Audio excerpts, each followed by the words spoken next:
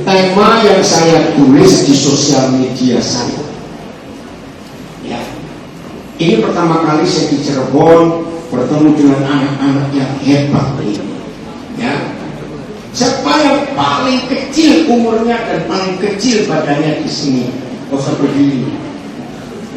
Oke? Dan siapa yang paling besar badannya dan paling banyak umurnya? Cuma punya saja. Senang sekali bertemu dengan orang-orang. Itu mau kemana bawa tas? Hah? Enggak, saya tanya serius mau kemana? Dulu. Oh, kemana? Oke, ya. Semuanya belajar baik-baik. Nah, saya ini kalau mengajar semua sosial media saya kita bersyukur kepada Tuhan. Saya salah satu hamba Tuhan di Indonesia ini karena punya anak yang ngerti IT. Jadi khotbah-khotbah saya itu hampir ada di semua digital platform. Deezer ada, Joox ada, Spotify ada, semua YouTube ada, ya Facebook, Instagram, silahkan cari pemainnya. Nah, tema yang saya tulis hari ini, tadi ada yang tanya, ini di mana? Ini di Cirebon. Menemukan generasi tangguh menghadapi arus informasi yang mengerikan. Saya keluaran tahun 50-an. Nah, ada tulisan yang bagus tentang bedanya generasi kalian dengan generasi kami. Dan salah satu yang menunjukkan hari-hari ini ada mesin pembunuh diri, bukan pembunuh manusia, tapi pembunuh diri. Mesin ini sudah membunuh hampir semua orang surat kata di seluruh. Mesin pembunuh ini terus berjalan dengan kekuatan yang tak terbendung. Coba dengar ya, kalau ada yang bisa jawab nanti saya kasih sepeda, tapi minta Pak Jokowi. Mesin ini sudah berhasil menggilas, menghancurkan, membunuh stasiun TV. Mesin ini sudah membunuh percetakan majalah. Mesin ini sudah berhasil menutup toko buku yang terkenal di dunia maupun di Indonesia. Bahkan mesin ini sudah berhasil merusak hidup anak-anak kecil. Mesin ini sudah berhasil menceraikan banyak pernikahan. Mesin ini sudah berhasil memutus hubungan orang tua dengan anak dan anak dengan orang tua. Kira-kira mesin apa? Apa? Kita ngomong satu-satu. Apa? Handphone. Ih, pintar semua. Bapak cuma pakai sepeda, saya nggak mampu. Saya sendiri lah. Betul. Handphone. Barang ini bisa jadi baik dan bisa jadi merusak. Betul Pak? Tadi sambil tunggu jemputan ternyata Pak Sen terlambat jemputan. Cuma ngomong Pak Sen jangan marah. Saya nonton berita sambil menunggu. Ternyata ada sebuah apa istilahnya? Ini saya satu perusahaan internet ya di Singapura ternyata sebarkan email menawarkan keuntungan. Baru 6 hari perusahaan ini muncul. Ternyata untuk orang Indonesia saja mereka sudah meraup mencuri 352 miliar, belum lagi dari negara-negara. Wih, waktu saya baca itu, berapa banyak lewat aplikasi? Jangan ribut, pakai suara, saya mau stop ya. Berapa banyak lewat aplikasi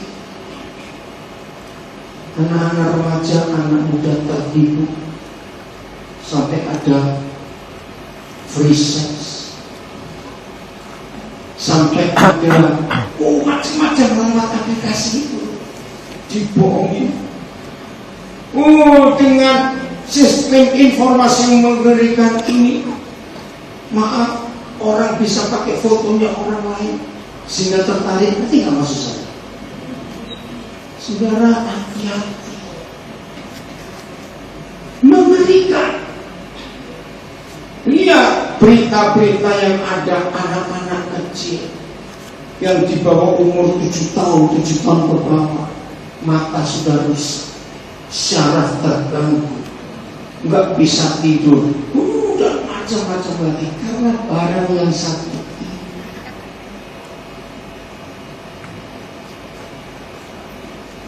Perhatikan, anak yang di bawah umur 5 tahun, ya perhatikan deh kalau masih punya adik-adik, khususnya orang tua yang punya anak kecil.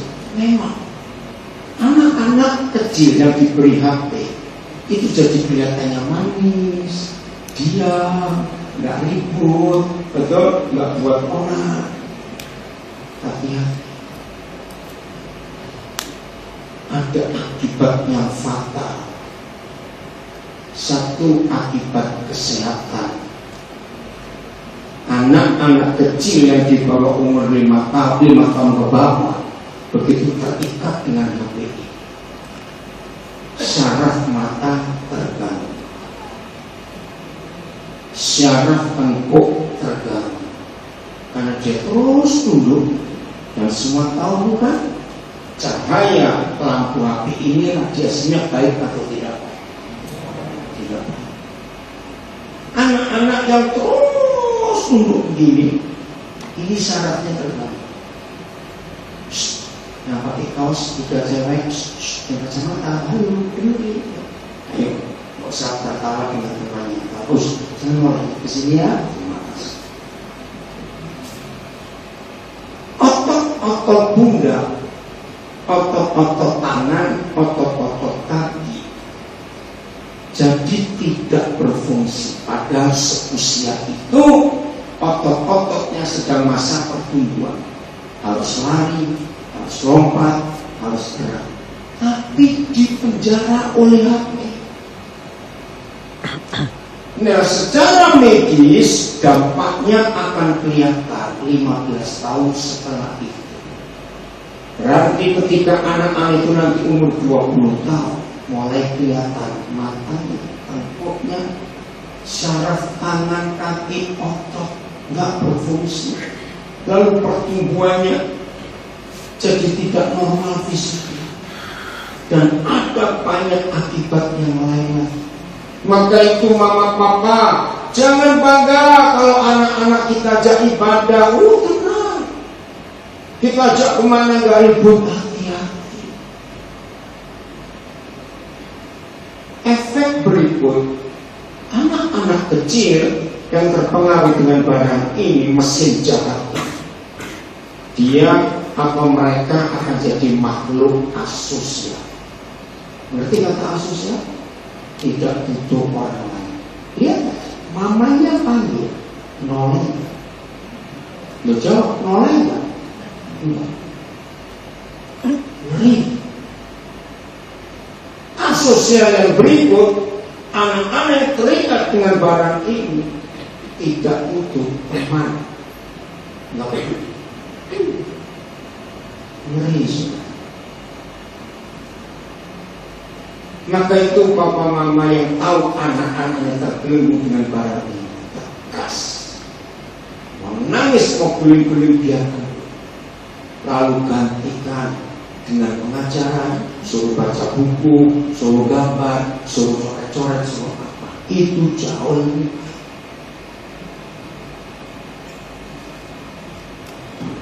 Hari ini kalian diundang oleh PGIS Kota Cirebon. Karena hamba-hamba Tuhan gereja-gereja di Kota Cirebon prihatin melihat mesin pembunuh ini sedang bekerja, tidak bisa dihentikan. Dengan arus IT atau teknologi informasi ini,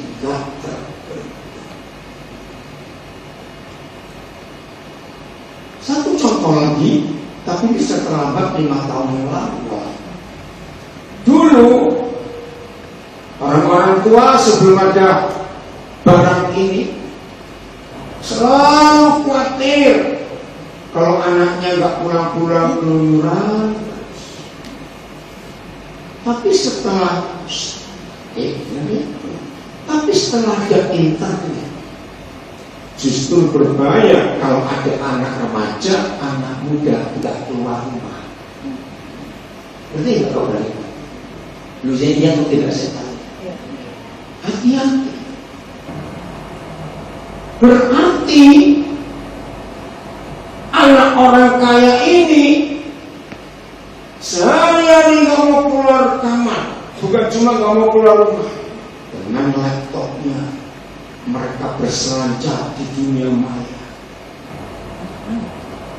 3 tahun yang lalu sesedih, salah seorang anak saya punya teman baik. Tadinya anak ini jago badminton, olahraganya luar biasa. Suatu hari dengar kabar teman anak saya ini mati bunuh diri, umur 21 tahun. Lalu dia cerita, hanya dalam waktu 8 bulan, ketika dia iseng menemukan sebuah situs yang menawarkan untuk membentuk kepribadian, dengan tawaran-tawaran yang begitu indah, dengan foto-foto bukti-bukti siapa saja ikut, wah hebat. Ini anak tiba-tiba stop badminton. Nah, anak saya itu enak, tadinya itu badmintonnya sudah, kok tiba-tiba mengurung diri. Teman-temannya dekati sudah nggak mau tahu. 3 bulan kemudian anak ini berubah total.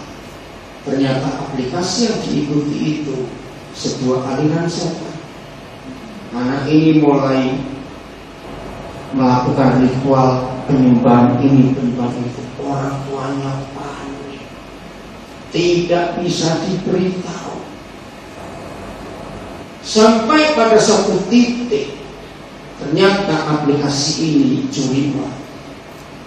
Dari pertama cuma 25.000, langsung lanjut 60.000, lanjut 100.000. Nah, mama papanya nggak tahu. Minta uang dikasih, ternyata kartu kredit orang tuanya, nomor rekening orang tuanya dengan aplikasi disedot semua. Dan anak ini merasa tertuduh karena hasil jeripaya orang tuanya hampir 100% habis lewat aplikasi.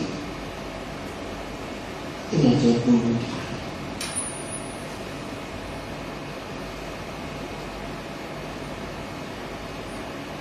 Saya percaya semua kita pengikuti di rumah maupun di sini ada banyak kisah-kisah menyenangkan.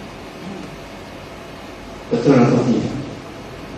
Nah, hari ini PTIS Cirebon mengharapkan anak-anak muda pilih yang baik. 1 Korintus 6 ayat 12. Di dalam zaman perjanjian baru tidak ada lagi hukum berkata jangan, awas, tidak boleh. Itu enggak ada. Itu ada di perjanjian baru. Lalu bagaimana hidup di perjanjian baru? Lihat ayat Amos, ini operator 1 Korintus 6 ayat 12. Ya. Keren firman ini. Dan banyak orang bertanya, mengapa Tuhan kita di perjanjian lama berubah ketika masuk perjanjian baru? Di perjanjian lama tegas, salah, bunuh, mati.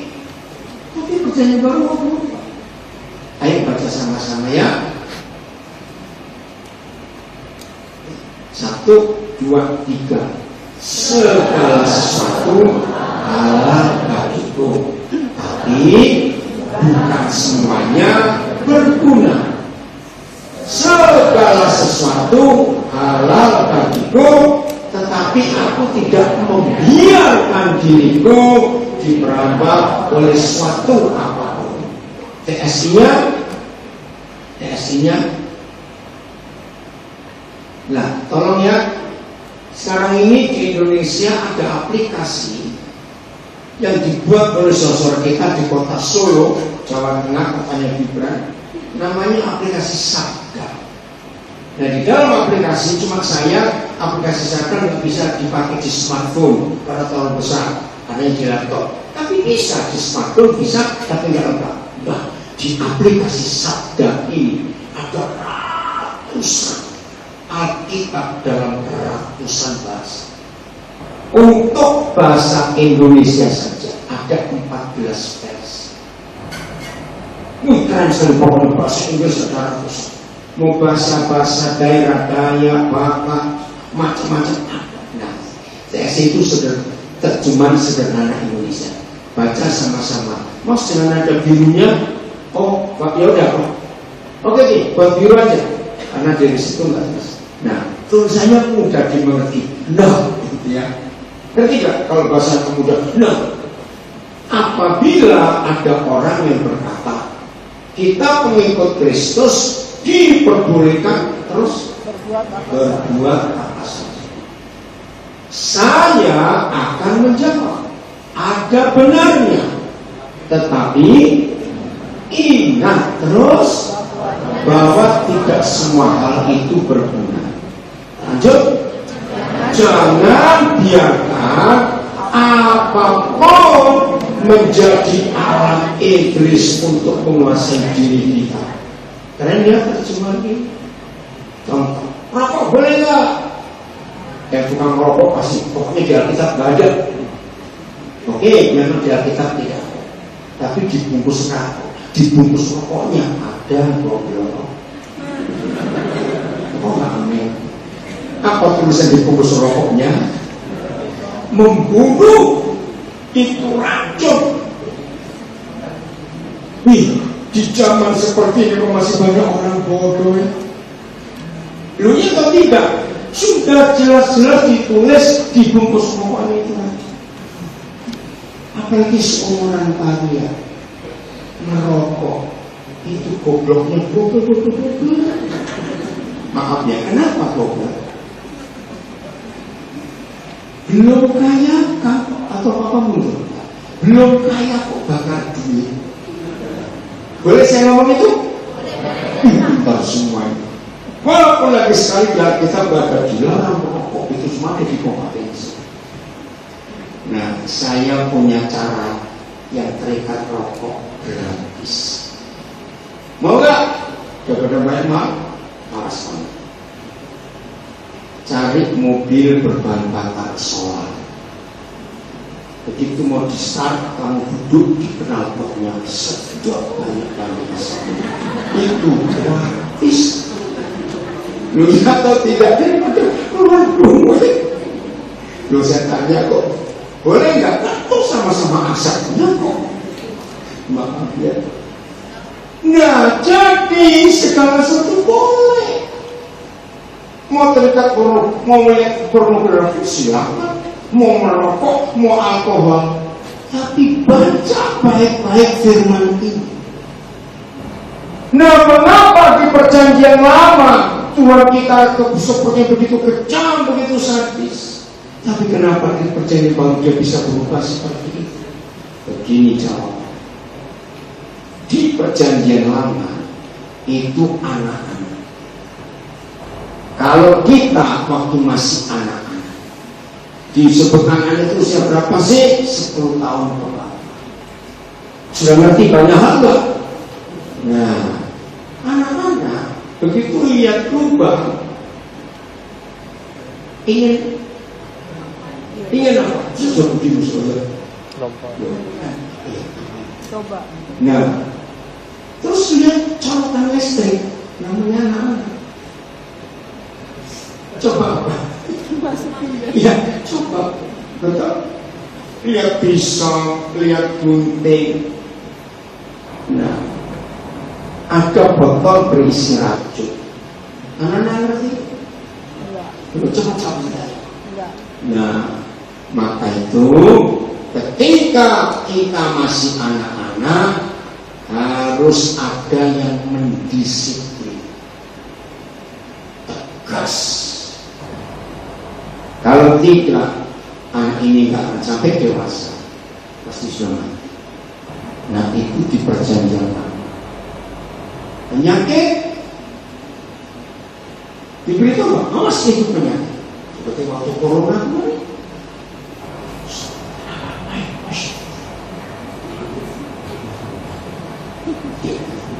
Oke, yang masih suka ngomong-ngomong, salah satu bahayanya umur kalian, coba dengan salah satu paling bahaya di umur kalian, umur kepala satu, kepala berapa?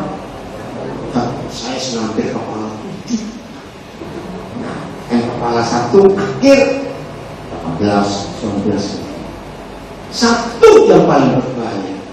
Coba jawab pertanyaan saya. Seumuran kalian ini merasa enggak? Aku nggak bisa tua, aku nggak pilih tua. Lu bisa nggak bikin itu? Saya tanya cepat. Enggak mungkin lah. Kenapa ada begitu? Enggak. Kan maunya main terus nggak tua-tua. Nah, bahayanya seumuran kalian ini lupa kalau suatu saat kalian semakin jadi tua. Ada yang muda terus, nggak mungkin menakutkan kamu itu. Nah, ini harus ada. Nah, setelah kita dewasa, nggak ada lagi yang memberitahu. Masa umur 16, umur 18 jangan dipegang itu setrum. Awas itu api. Umur 16 lu lucu nggak? Lu saya tanya, lucu nggak? Enggak, lucu gimana ya? Maka itu setelah masuk dewasa, ayo baca lagi dengan intonasi yang betul. Nah, ayo baca. 1, 2, 3. Apa? Apabila ada yang berkata, kita pengikut Kristus diperbolehkan berbuat apa saja. Saya akan menjawab, ada benarnya. Tetapi ingat bahwa tidak semua hal berguna.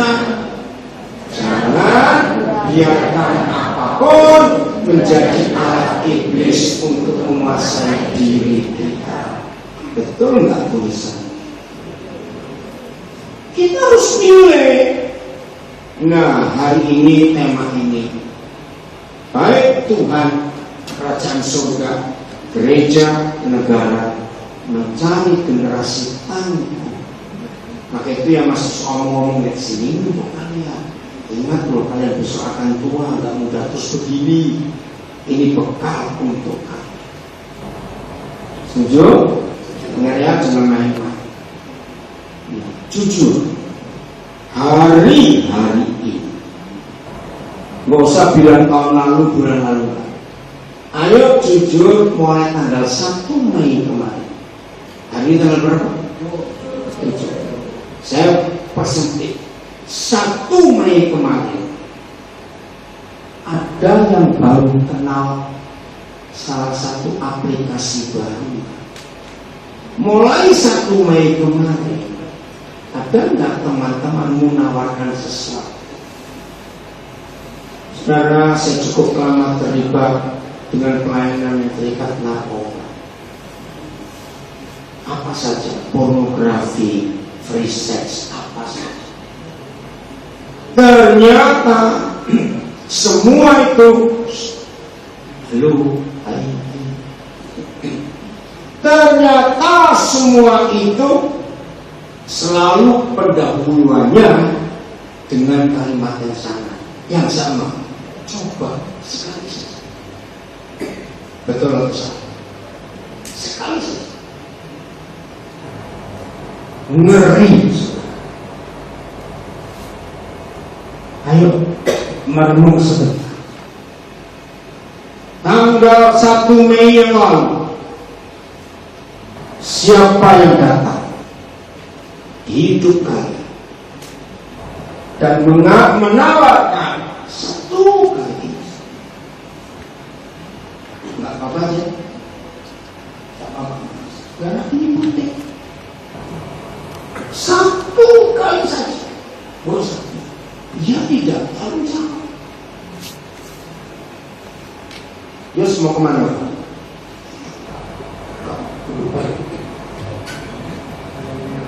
Mau usah. Saudara dengar, ini ngeri. Satu kali saja. Tuhan tolong anak-anak ini supaya betul-betul hidup berhidup.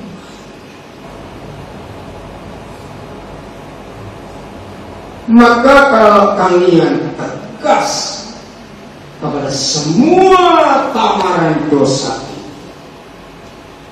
tolong. Setuju? Kita belajar konsepnya. Nah, kalau setuju, saya lanjut. Ini baru pergaulan, belum sampai yang berdalam. Apa tujuannya? Saudara dipersiapkan sebagai generasi yang tangguh menghadapi arus yang mengerikan. Ini jawaban. Manusia itu perlu pemimpin atau tidak? Jawab, manusia itu perlu pemimpin atau tidak? Binatang itu perlu pemimpin atau tidak? Tidak. Maka itu sampai hari ini tidak ada pilkada di dunia mereka, apalagi pemilu. Loh, ayo yang jawab binatang perlu pemimpin sadar betul. Nah, faktanya coba jawab. Antara mereka dengan kita, siapa lebih mudah diatur? Malu kita dengan mereka. Faktanya mereka nggak punya pemimpin, nggak perlu pemimpin, tapi teratur sendiri. Kita ini milih pemimpin ribut sendiri juga, betul? Nah ini loh fakta. Bayangkan kalau ada yang salah dalam memimpin. Pertanyaan berikut. Apa kalimat yang tepat? Arti kata, renungkannya supaya nanti jawaban. Manusia itu cuma ada satu di antara dua. Kalau nggak jadi pemimpin, berarti jadinya dipimpin. Nah, tolong berikan apa itu penjelasan sederhana saja. Apa arti kata dipimpin? Karena kalau kita nggak jadi pemimpin, ya pasti dipimpin. Apa bentuk konkret, bentuk nyata dipimpin? Apa itu dipimpin? Ada nasi kotak baru. Jawab harus. Apa artinya? Followers, pengikut. Ada lebih jahat lagi kata-kata. Kalau dipimpin jadi pengikut, pengekor, apalagi cepat 3 orang lagi. Apa? Ayo, di belakang ada suara hamba. Lagi 2 orang lagi cepat. Apa? Apa? Bawahan. Dari sini budak. Itu pribadi yang tidak mau jadi pemimpin. Berarti dia jadi pengikut, pengekor, budak yang diatur, yang diperintah, yang dikuasai, yang diinjak, yang semuanya tidak enak. Dengan tema mencari generasi yang tangguh, di tengah arus mesin pembumi yang mengerikan ini, maka kalian harus jadi apa? Pemimpin. Pemimpin itu tidak dilahirkan. Jadi tidak ada orang lain pun jadi pemimpin. Pemimpin itu dibentuk oleh lingkungan. Nah, lingkungan yang pertama yang paling hebat untuk bisa melahirkan seorang pemimpin maupun seorang pemimpin adalah rumah. Renungkan. Apa? Rumah itu sangat menentukan generasi yang ada itu akan jadi apa dan jadi siapa. Saya beri bukti. Orang itu mau sehat atau sakit-sakitan pasti di rumah yang menentukan. Orang ini nanti, anak-anak ini nanti akan jadi gagal atau berhasil juga di rumah. Anak ini nanti dewasa akan jadi baik atau jadi rusak. Rumah. Anak ini nanti akan jadi apa dan jadi siapa itu di rumah. Maka itu saya minta maaf lebih dulu. Kalau sampai ada di antara saudara, maaf ya, saudara tinggal di sebuah rumah keluarga dan papa mama gak awas, itu melukai. Dan berjanjilah pada dirimu sendiri, karena di suatu hari Tuhan, kalau aku menikah, tolong aku supaya tidak jadi suami dan istri seperti mama-mama. Berdoalah begitu, Tuhan masuk. Karena papa mama tidak harmonis, itu melukai hidup anak-anak dan menghancurkan masa depan. Betul atau salah tadi? Maka itu, siapa kita di 10 tahun yang akan datang adalah di mana kita tinggal dan dengan siapa dan apa. Kalau begitu kapan mempersiapkan diri jadi pemimpin? Siapa yang bisa jawab? Mulai kapan dipersiapkan jadi pemimpin? Sekarang terlambat. Dan lagi cepat. Kenapa? Apa? Sejak dini. Nah, dininya itu kapan? Ayo, satu lagi. Sejak masih kecil. Salah. Dalam kandungan. Salah. Ayo kita buka ayat ini. Yeremia 1 ayat 5. Ternyata Papa di surga memberitahu umat manusia menyiapkan seorang pemimpin itu sejak ayah ibu belum menikah. Saya kaget juga lagi belajar ayat ini. Oh iya, maka itu Alkitab itu satu-satunya buku yang paling banyak mengajarkan soal persiapan pernikahan. Nah, satu-satunya negara di dunia ini yang menghidupi Yeremia 1 ayat 5 itu negara Finlandia. Negara apa? Finlandia. Di mana letaknya? Kamu jawab dekat apa? Jatibarang awas. Dekat mana Finlandia? Termasuk negara-negara Skandinavia itu.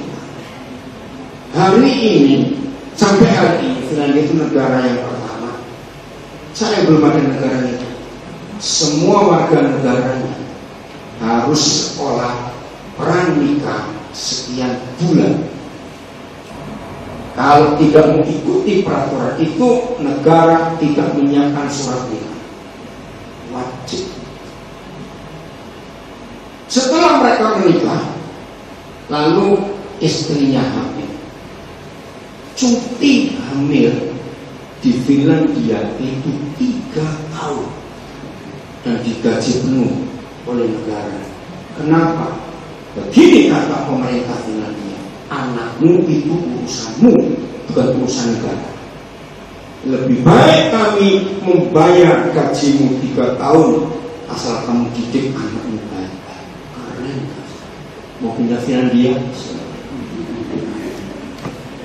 Finlandia begitu kagum pada firman ini. Kita baca, ada 3 fase. Fase pertama, sebelum aku membentuk engkau dalam rahim ibumu, Tuhan telah. Nah, 3 fase ini semuanya pakai kata telah, past perfect tense. Saya ulang. Sebelum aku Yahweh Tuhan membentuk engkau dalam rahim ibumu, aku telah mengenal engkau. Pertanyaan, dengan kalimat ini,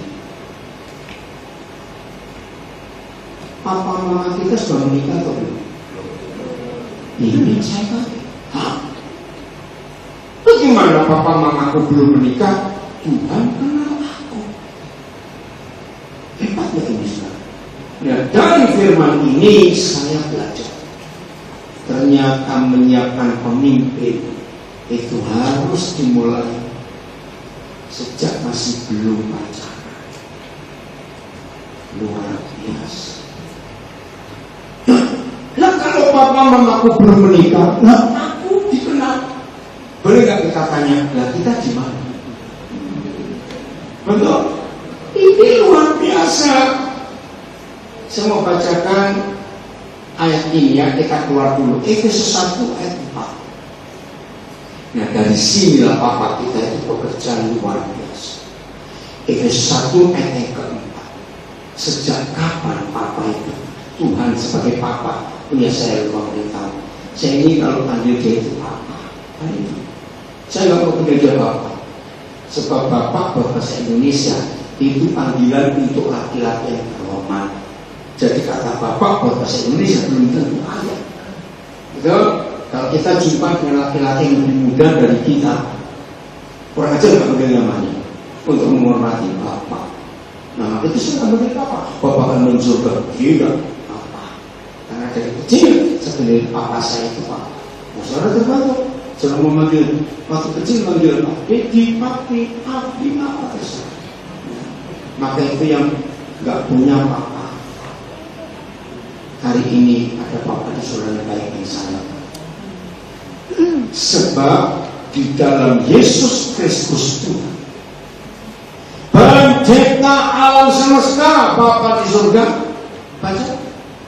Loh, ulang. Sebab di dalam Yesus Kristus Tuhan, Bapa di surga apa? Telah memilih kita. Nah ini buat saya bingung. Lah kalau bumi belum dijadikan, Adam dan Hawa sudah ada. Nah terus kita di mana? Kalau dipilih sejak dunia belum jadi. Hebat. Bisa tanya siapa hebat? Hebat. Maka itu tidak ada seorang pun yang dilahirkan karena kesalahan orang tua. Tidak. Tadi dalam perjalanan dari hotel ke sini, saya sedang ngurus satu bayi namanya Wilder, ada di rumah sakit Semarang. Anak ini dilahirkan 4 bulan yang lalu tanpa tahu siapa. Selama dia dalam kandungan, ibunya menderita sakit. Ibunya masih muda, belum 20 tahun.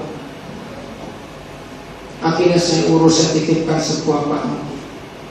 Ternyata anak ini punya cacat lahir, paru-parunya kotor. Aduh. Saya tanya dokternya, saya WA, secara medis Pak, tidak ada apa-apa. Nah itu, tidak ada seorang pun di dunia yang bisa buat anak. Betul atau salah? Lalu saya tanya, betul atau salah? Enggak ada seorang pun yang bisa buat anak. Betul atau salah? Jadi setiap anak yang dilahirkan, maaf, walaupun karena hasil perkosaan, seperti bayi, tetap ayat ini berlaku untuk anak ini. Aku telah memilih kamu sejak dunia belum jadi. Ini das. Dipilih untuk apa? Baca supaya katakan akunya supaya aku kudus. Kalau orang katanya kudus, Buddhis saja supaya kamu. Dan yang kedua supaya aku tak bercacat di hadapannya. TSI-nya. Sebelum dunia ini diciptakan, Tuhan sudah memilih aku, memilih kita. Artinya Dia sudah mengasihi kita dan berencana untuk mempersatukan kita dengan Kristus, bukan dikristenkan, supaya supaya aku disucikan. Artinya Dia sudah mengasihi kita dan berencana untuk mempersatukan kita dengan Kristus supaya kita disucikan dan dianggap tidak berdosa di hadapannya. Ini loh saudara papa yang sudah milih kita sedahsyat itu. Maka itu dengarkan. Selama saya hidup, saya ratusan kali bertemu anak-anak yang rasa hidupnya gak layak, hidupnya dibuang oleh orang tua semuanya. Tapi saya sampaikan firman, kamu itu berharga di mata Tuhan. Sampaikan pada teman-temanmu. Kalau saudara punya teman mau bunuh diri, mau putus asa karena ayah ibunya gak sayang dia, dari kecil dititipkan neneknya atau omnya atau tantenya, ditaruh di panti asuhan, orang tuanya pergi gak tahu kemana, sampaikan Tuhan pilih kamu sejak dunia belajar. Saya kalau belajar firman Tuhan, saya selalu diskusi apa? Berikan saya sebagai ilustrasi ini bagaimana contoh. Tiba-tiba begini, supaya dengar ilustrasi. Siapa yang punya mama pintar buat donat atau pisang goreng? Jatuh? Ya, gua sangka tangan waktu rumah. Saya juga nggak orang nyicipi masakan mama. Ya, bayangkan kalau ada seorang mama pintar buat donat. Pagi-pagi belum bangun, mama masih di tempat tidur, tapi punya ide. Hari ini aku akan buat 2 juta donat. Protes? Loh, saya tanya protes? Enggak, dia bisa. Betul tidak? Nah, 2 juta donat ini aku akan bagi 100.000 ke rumah keluarga itu, 100.000 lagi akan bagi ke rumah sakit itu. Pokoknya sudah dibagi semuanya sampai habis. Nggak ada yang tanya, mana jatahku mana? Nggak tanya. Kalau habis. Nah, saya kan donatnya sudah ada belum? Waktu mama mikir. Loh, kok bisa? Kok belum? Karena bukan baru dipikir kan? Dipikir. Oh, berarti tepung telur semua sudah ada atau belum? Belum. Kenapa belum? Karena masih di tempat tidur. Belum belanja. Tertawa lagi. Coba ya kacamata ke situ. Kenapa? Oke, saya tanya. Bisa nggak itu terjadi? Belum, saya tanya cepat jawab. Bisa. Nah, kalau manusia bisa kenal donatnya 2 juta itu, bahkan di benak mamamu sudah punya ide yang 100.000 aku buat model segitiga. Wah, loh, aneh nggak donat segitiga? Loh, saya tanya cepat jawab, aneh nggak? Tapi kalau mamamu mau apa? Oke, yang 1 juta aku buat segi 4. Loh, saya tanya cepat, bisa nggak mamamu mikir gitu? Bisa. Ya sudah. Karena hak dia, karena dia bisa. Saudara, itulah arti Efesus karena Papa kita bisa buat kita. Maka itu dia sudah kenal kita sebelum Papa Mama kita ketemu dan menikah. Luar biasa. Kembali ke Yeremia 1. Fase kedua. Fase kedua setelah Papa Mama menikah dan Mama hamil kita. Dan terusnya, lah kata engkau dan aku ya. Dan sebelum saya keluar dari kandungan, berarti Mama sudah hamil belum? Sudah menikah. Tuhan telah semua pakai kata kerja past tense. Sudah apa? Memutuskan. Luar biasa. Apa arti kata diputuskan? Siapa cepat? Arti kata diputuskan itu dipilih, ditetapkan, seperti Efesus 1 tadi, untuk tidak bercerai.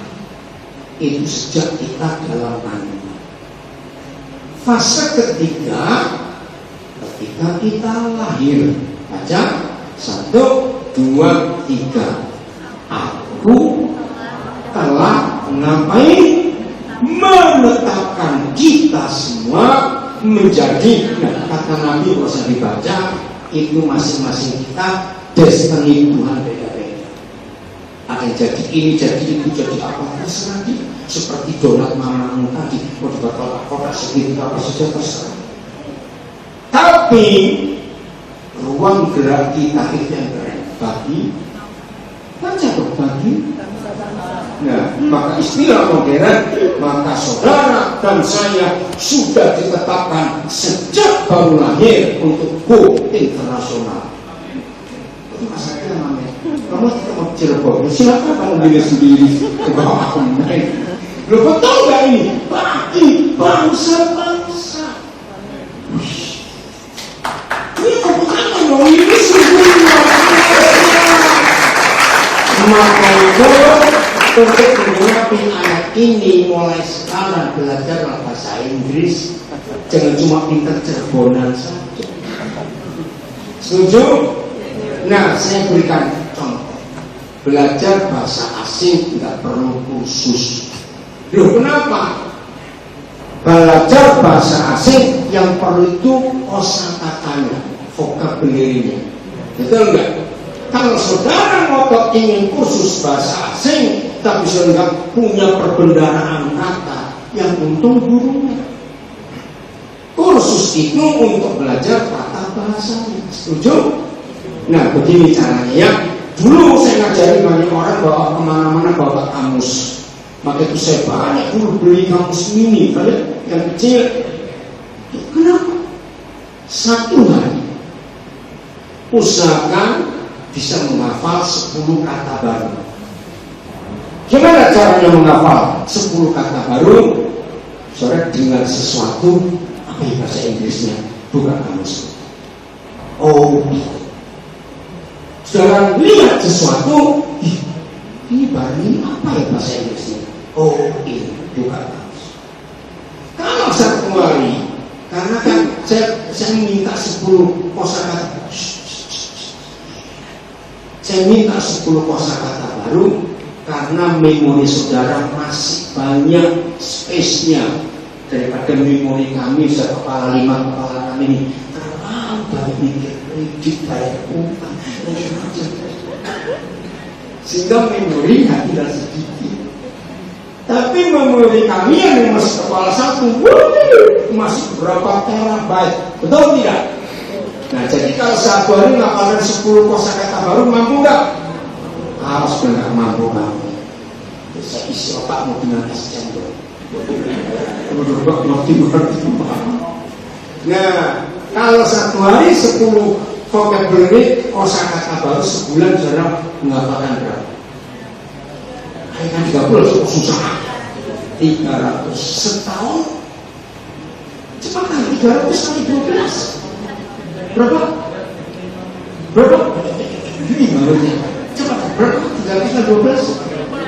3.600. Nah, secara kursus itu baru bisa. Karena Karena sudah punya 3.600 kosakata. Sekarang nggak perlu bawa kamus, di smartphone ada kamus, tinggal diklik saja apa itu terjemahan. Nah itu untuk menggenapi setelah kita lahir Tuhan menetapkan jadi ini, jadi ini, jadi itu, tapi kerjanya di mana? Baca itu di mana? Bagi bangsa-bangsa. Ini luar biasa. Nah, bagian terakhir. Berarti sejak kapan menyiapkan pemimpin? Sejak kapan menyiapkan pemimpin? Sejak orang tua kita belum menikah. Itu pula kalian yang sedang baca. Rencana kekal Tuhan ini yang ada di Yeremia 1 ayat 5. Ternyata iblis berhasil merusak. Ini dengan satu hal saja. Kalau jangan free sex, sex bebas. Begitu terjadi free sex, maka rencana kekal Tuhan berantakan. Maaf, yang di ruang sosial media, di ruang apa namanya, ada internet? Ada nggak? Ada ya? Coba cari 24 wajah bini. Ini sebuah buku, ditulis, saya lupa nanti kita bisa lihat. Ini. Nah, 24 wajah. Ini kisah nyata terjadi di Amerika. Seorang pemuda namanya Willie. Ya, lihat, bisa diperbesar nggak? Oh, di sini kisahnya. Nah, ini lakinya, Billy itu punya 24 kepribadian. Yang perempuan namanya Sibyl. Mana tadi ada Sibyl? Coba ulangi ke depan tadi. Nah, Sibyl itu, ini tahun 70-an kalau Sibyl, tahu ya? Dia punya 13 kepribadian. Sibyl meninggal lebih dulu, karena hidupnya hancur. Kalau Billy masih ada sampai 2005 yang lalu. Saya nggak tahu dia masih ada atau tidak, bisa dicek. Dan ini orang pertama di dunia yang ditemukan punya 24 kepribadian. Waktu buku ini diterbitkan dalam bahasa Indonesia oleh Gramedia tahun 2005, saya memborong buku ini sampai ratusan buku. Saya bagikan ke teman-teman saya pendeta, saya bagikan ke pesulung-pesulung. Harus dibaca, ini kisah nyata yang mengerikan. Dengar ini, Billy ini bisa jadi anak kecil perempuan. Di lain kali dia bisa jadi anak kecil laki-laki. Tiba-tiba dia bisa jadi orang Rusia. Tiba-tiba dia bisa jadi orang Norwegia. Dan dalam sejarah kehidupan, Billy ini menjadi satu-satunya manusia yang menjadi pelukis dengan 3 aliran yang berbeda. Dan secara fakta psikologis tidak mungkin itu otak orang itu akan kacau. Saudara, dalam diskusi saya 2005 sampai 2010 yang lalu, ketemu banyak psikolog, ketemu banyak psikiater, kok bisa? Ternyata mereka kagum, yang bisa menjawab cuma Alkitab. Nanti saya ulang. Hati-hati dengan seks bebas. Kisahnya begini. Saya lupa tahun berapa, nanti cari ya. Ini ada di di internet, sudah bisa cari. Entah gratis atau tidak, saya tidak tahu. Jadi berapa belas bulan ada kejadian unik di Amerika. Ada pemerkosaan, ada pelecehan seksual, untuk mahasiswa, untuk mahasiswi, tapi pelakunya nggak pernah ketangkap. Tapi kasusnya merebak beberapa kampus, beberapa asrama, di hutan, di taman kota. Nah, polisi melihat kasus itu sangat unik, tapi susah ditebak ini orang siapa. Saudara, akhirnya istilah Indonesia sepandai-pandai itu payah melompat akan ketangkap. Akhirnya ketangkap. Hari-hari pertama Billy diadili di pengadilan federal di saya lupa di kota. Billy ini membuat rusuh pengadilan. Di pengadilan tiba-tiba dia bisa berkelakuan seperti anak kecil. Lepas dari apa itu dari apa istilahnya penjagaan, masuk ke di bawah meja hakim. Pokoknya bikin ribut. Karena disiksa habis-habisan. Karena tujuan kamu bersandiwara. Jadi ini, jadi itu, berubah. Ada seorang psikolog, saya lupa namanya di buku lagi, yang mengikuti persidangan itu. Dia bilang ini kasus aneh. Setelah pengadilan sekian bulan gak pernah putus, karena gak pernah tahu ini orang siapa. Kasihan diri. Akhirnya psikolog ini minta izin kepada pemerintah federal. Boleh nggak dia titipkan di rumah saya, atau saya tinggal dengan dia di penjara, tapi dalam pengawasan ketat, hanya untuk mendeteksi dan menghitung ada berapa pribadi di hidup anak ini. Setelah sekian lama, saya lupa berapa lama, psikolog ini nangani ini. Tiap kali pribadi yang satu muncul, nulis psikolog ini nulis ini, ini. Setelah sampai 24 pribadi, ditunggu nggak muncul lagi ke 25. Akhirnya psikolog ini menjadi saksi dan pembela Billy di pengadilan. Orang ini tidak bisa diadili karena dia sendiri tak tahu siapa diri. Aneh. Lalu Billy tinggal di Los Angeles, menjadi bahan penelitian masalah kejiwaan. Kok bisa ada orang seperti ini? Saya bersyukur di antara para psikolog yang diskusi dengan saya, mereka tahu jawabannya cuma ada di Alkitab. Kita coba 2 ayat ini yang terakhir. Maka hati-hati, jangan hati-hati. 1 Korintus 6 ayat yang ke-16. 1 Korintus 6 ayat yang ke-16. Maka itu hebat firman Tuhan Yesus. Dia bisa menjawab masalah apapun. Atau tidak tahukah kamu bahwa siapa yang mengikatkan dirinya pada percabulan, maaf, saya nggak mau baca kata perempuan, maaf, karena di zaman gila ini ternyata pelacur nggak cuma perempuan, tidak sedikit pelacur laki-laki sekarang. Ini setan. Maka itu saya ganti.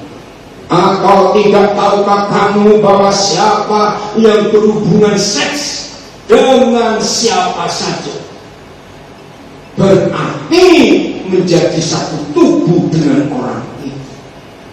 Sebab demikianlah kata nas ayat pendek, keduanya akan menjadi satu tadi. Bedanya seks yang Tuhan berikan kepada manusia dan kepada binatang, bedanya jelas. Seks binatang itu cuma untuk berkembang biak.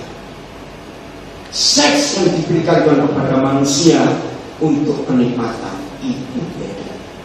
Nah, rupanya setan menggunakan kenikmatan ini untuk merusak rencana Tuhan dirinya sampai 5 kali.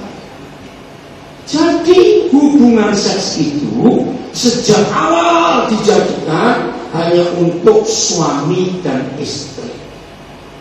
Sehingga kalau suami istri melakukan tugasnya, maka keduanya menjadi satu daging. Apa arti menjadi satu daging? Saya percepat. Kalau saudara makan roti, apa saja, minimal dari berapa bahan? Cepat. Minimal. Ya, yang nggak pernah jangan ngomong salah-salah. Minimal 4. 2 aja. Roti apa cuma 2 bahan? Ayo coba kamu jawab. Apa dan apa? Ya kalau sebetulnya sih roti yang beda. Nah ya roti apa cuma 2 bahan itu? Sebut. Nggak mungkin 4. Tepung, gula, telur, ragi lagi tergantung jenisnya. Mentega umumnya begitu.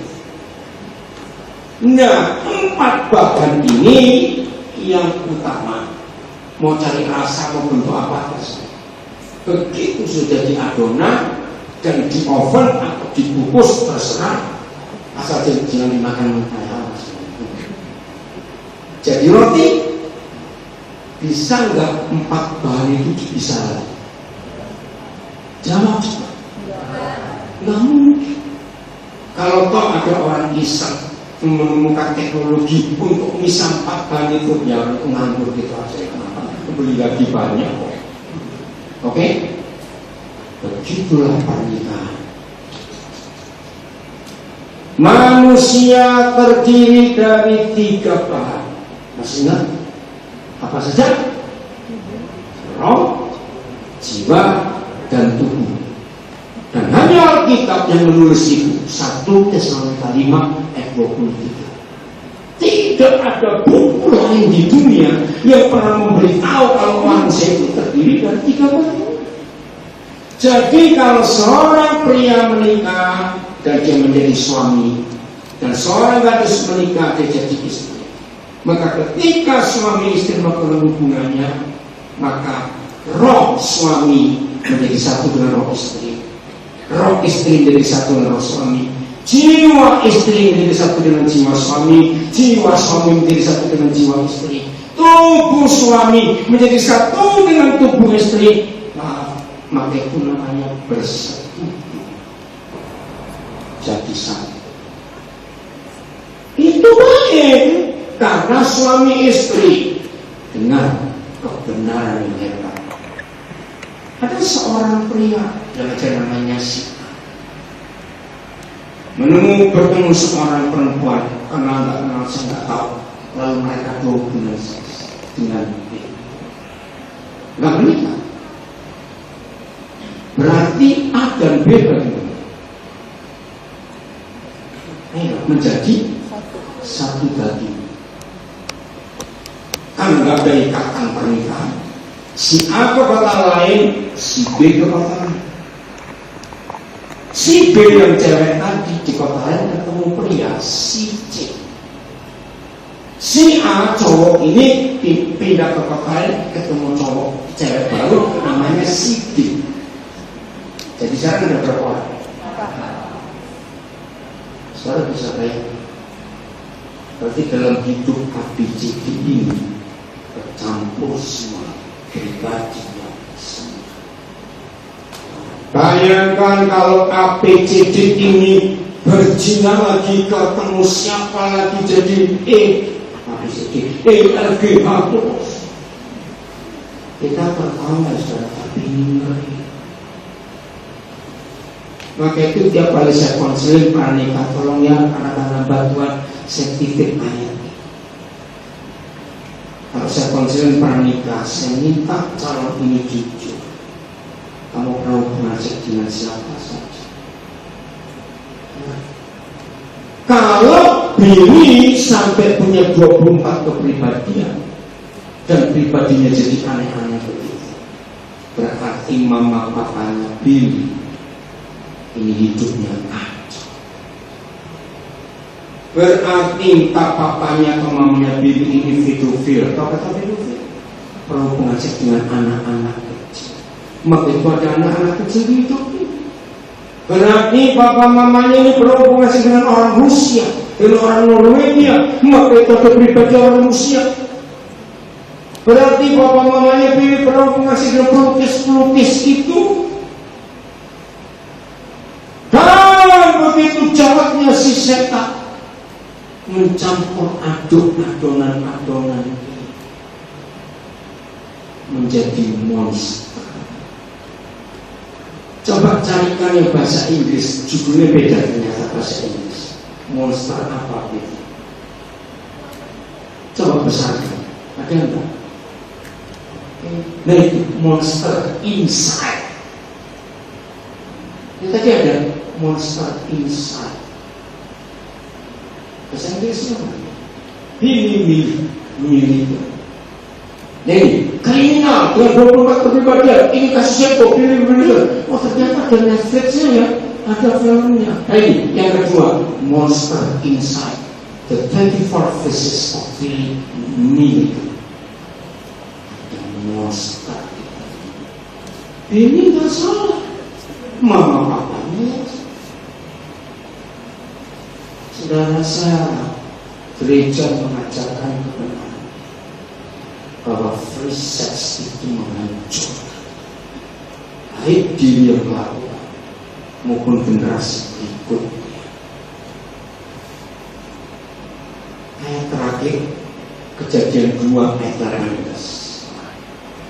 Tuhan tolong semua kami, para pengkhotbah, para gembala, para pendeta, para penginjil majelis gereja, supaya kami punya urapan, punya wibawa untuk menyampaikan kebenaran ini, supaya generasi ini tak rusak dalam nama Yesus. Tuhan kuatkan semua.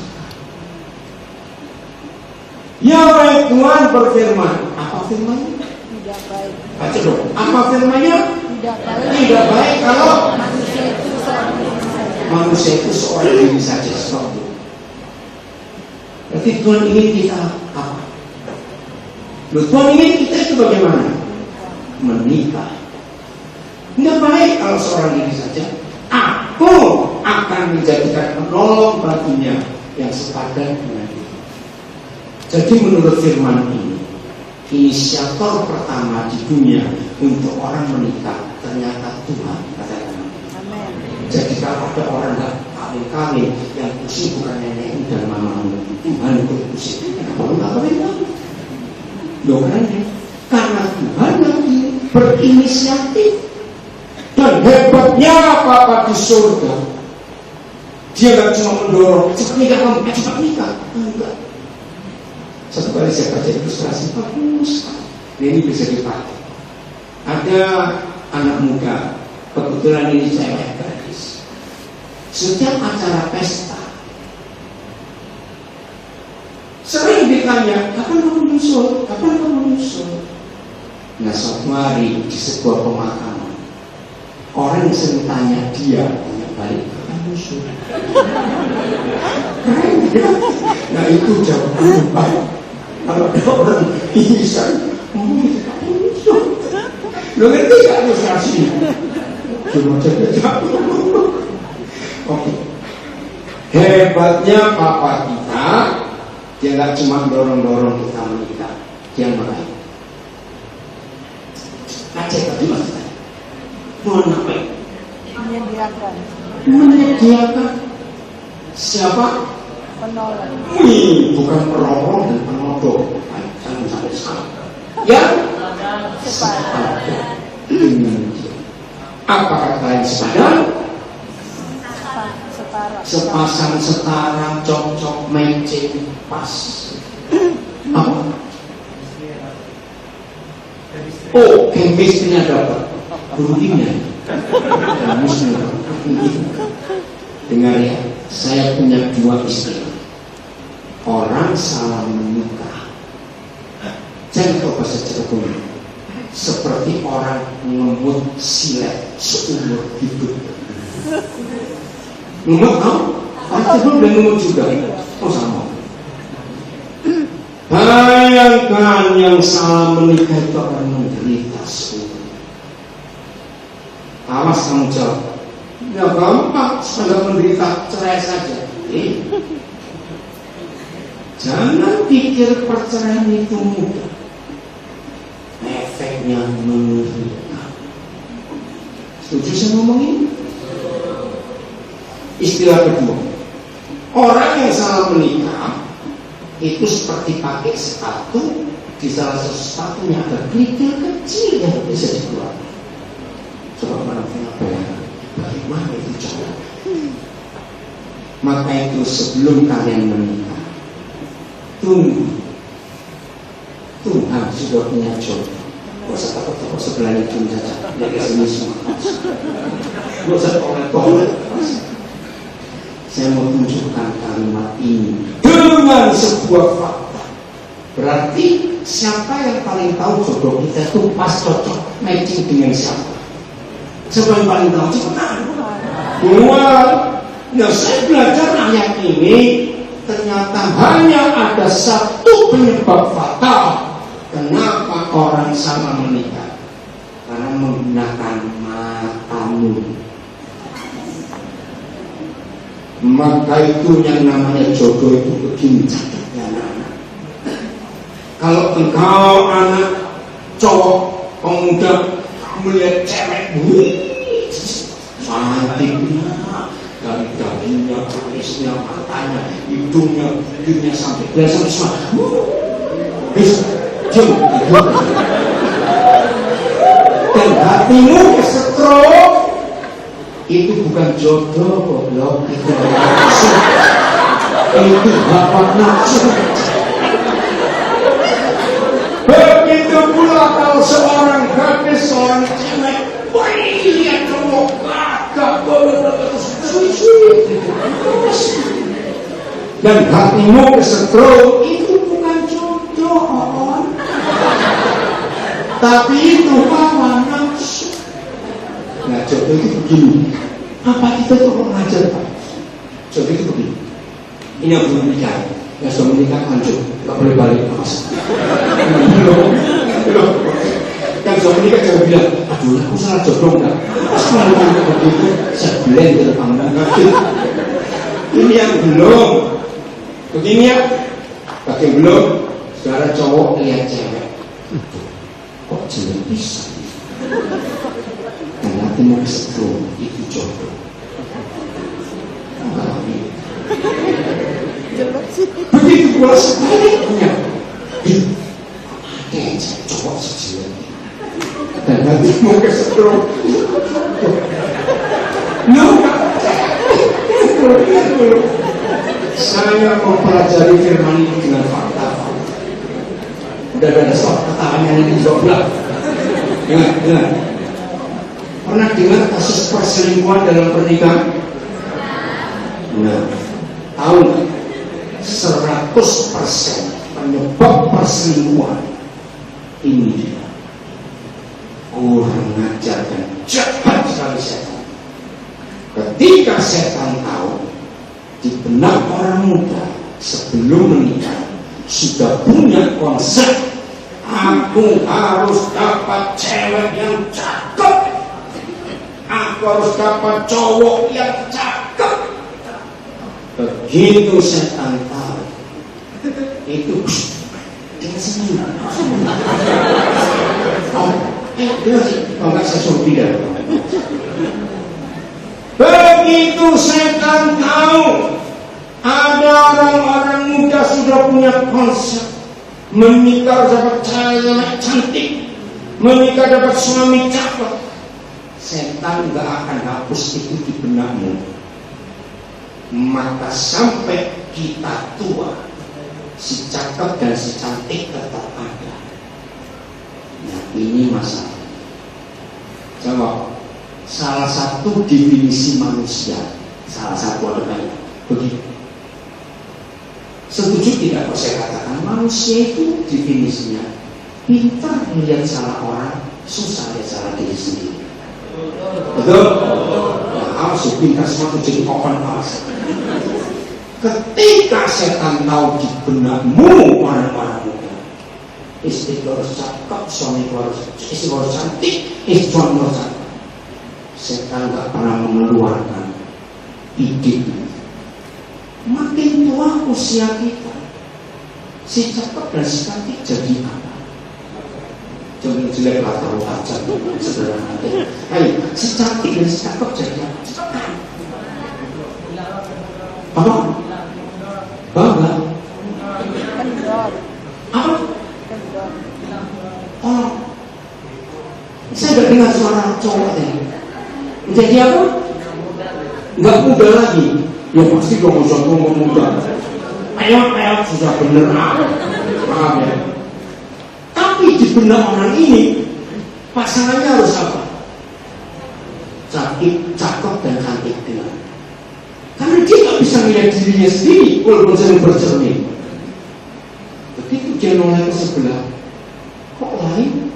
Tuh, lihat foto tahun 70-an, kok beda? Ngerti ilustrasi? Terus dia yang keluar, loh, kok lain semua? Nanti gak contohnya terjadi apa? Yang terjadi apa? Membedakan. Wah, berarti aku salah menikah. Ini hasil riset saya, penelitian saya kepada keluarga-keluarga yang selingkuh. Maaf, termasuk tidak sedikit keluarga pendeta selingkuh. Karena konsep cantik dan cakep itu dipegang saya. Maka itu saya bisa menjelaskan. Oh lagi, apa itu definisi jodoh buat yang cowok? Kalau loh, ayo pulang. Kalau melihat cewek agak jelek, terus kakimu bagaimana? Ayo, kakimu bagaimana? Kesedro, itu jodoh. Kalau cewek bagaimana? Yang cowok agak jelek, gigi maju semua, agak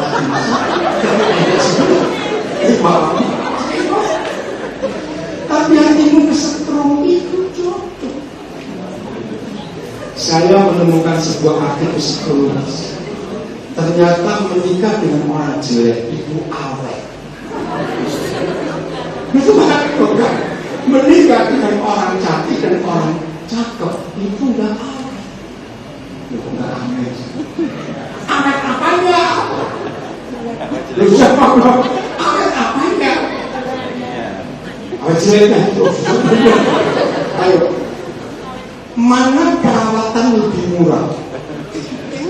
Ayo, saya tanya, mana perawatan lebih murah? Yang jelek dan cakep. Tapi Tuhan, loh saya tanya kok nggak percaya? Betul? Kenapa sudah kenapa? Yang jelek yang mahal. Lo siapa main biarin?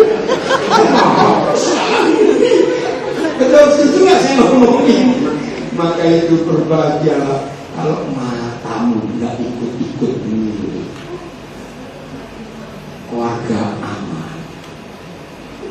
Saya tanya lagi yang terakhir, yang sering cemburuan, jam Ramadan sudah. Yang sering cemburuan dalam pernikahan, kalau yang cakep atau yang benar? Cepat jawab. Cepat jawab, saya gimana bener? Cakep. Kalau dengan yang jelek, gak usah cemburu. Enggak, hebat ya? Ya tapi Tuhan tahu lah. Percaya? Jadi jodoh tunggu papa yang di surga akan memberitahukan. Dan yang terakhir, cinta itu harus memiliki. Menikah itu tidak sama dengan orang beli sepatu. Renungkan dua kalimat ini sebagai penutup. Apa yang pertama tadi? Cinta harus memiliki. Menikah, ayo tidak sama dengan orang beli sepatu. Jangan semua. Tahu nggak? Beli sepatu bisa titip? Nggak bisa. Bisa gimana? Titip yang nomor 39. Angkanya sama. Nah, jadi kalau beli sepatu harus beli sendiri dan Dicoba 20 sepatu di satu toko nggak cocok. Karyawan dan yang punya toko nggak boleh ngomel karena hak pembeli. Lalu pindah ke toko sebelah. Jangan saudara terjemahkan arti yang negatif, tapi ini kebenaran. Dalam istilah ini, siapa sepatu itu? Jawab coba. Ayo, dalam ilustrasi ini, sepatu itu siapa? Wanita, gadis. Hati-hati. Banyak gak cowok bajingan?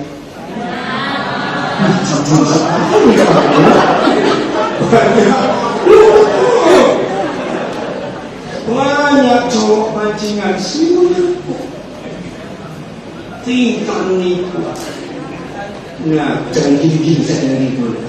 Salah satu kelemahan wanita itu kalau dipuji langsung. Betul nggak? Hati-hati dengan pujian cowok bajingan.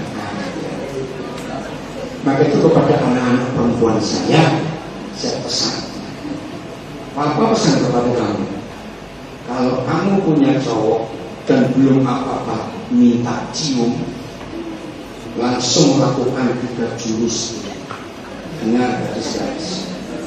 Kenapa? Ciuman itu pintu gerbang iman. Contohnya, apa bedanya nyium pacar dan nyium ayam? Itu perbedaannya supaya tahu. Bisa tahu nggak? Kemudian begitu pula kalau lagi pacaran selarang keras gandengan tangan. Sebab gadis dan pemuda yang sedang pacaran 10 jari tangannya ini kekuatan listriknya 240. Gak usah gandengan, nyentuh kepalanya itu udah betul tidak? Betul. Ada yang bandel. Nah, kalau nyebrang jalan gimana? Ini anak perang jalan. Nah, saya punya jawaban. Kalau pacarmu nenek, gandeng lagi. Kalau masih kuat, nyebrang sendiri. Gandengan. Proses samiku yang tapi ini kebenaran. Bahaya. Jangan. Jadi, gadis-gadis, saya mewakili papa Mas. Kalau cowok minta cium belum apa, apalagi ngajak berduaan, apalagi masuk kamar. Oh, melalui semua ini. Setuju? Oke.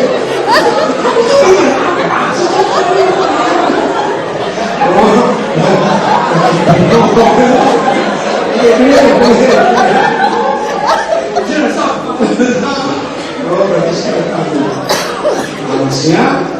Nah, saya bilang pada anak-anak saya gadis 3 jurus. Yang pertama, putar tangan kanannya, kumpulkan semua kekuatanmu.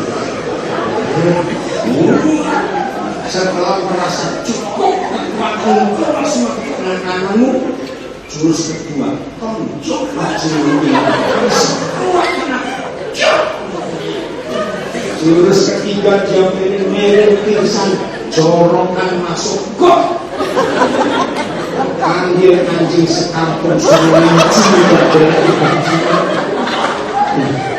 Maka itu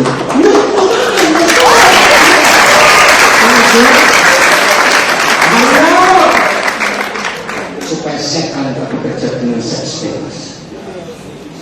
Ingat, pacaran yang seks dulu 1000% yang rugi pasti ganti. Mari hukum tadi seks hanya untuk suami istri, nggak boleh untuk yang lain. Maka berbahagialah kalian kalau menikah dengan benar, dan berbahagialah anak-anak kalian yang punya papa mama yang takut akan Tuhan. Siap? Jadi cinta harus dimiliki langsung, nggak boleh coba-coba. Belum.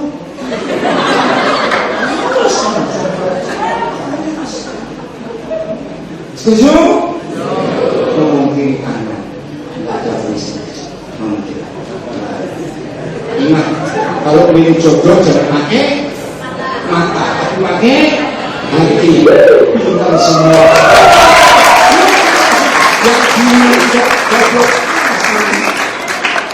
Tolong berkati saudara saya.